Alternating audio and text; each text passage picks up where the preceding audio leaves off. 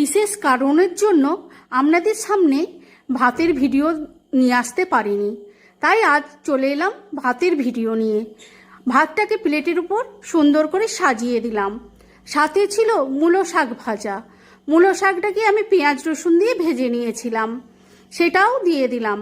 আর সাথে ছিল বাটা মাছ ভাজা আর চুনো মাছ ভাজা। চুনো মাছটাকে ঝুরো ঝুরো করে ভেজে নিয়েছিলাম, সেইটাও আমি প্লেটের উপর দিয়ে দিলাম। আর সাথে ছিল শুক্তোর ঝোল। আমি শুক্তোর ঝোলটাকে বড়ি দিয়ে, করলা দিয়ে, বেগুন দিয়ে বানিয়েছিলাম, আর ভাজা মশলাও দিয়েছিলাম তাতে, সেটাও বাটির মধ্যে দিয়ে দিলাম। আর সাথে ছিল তিলের বড়া।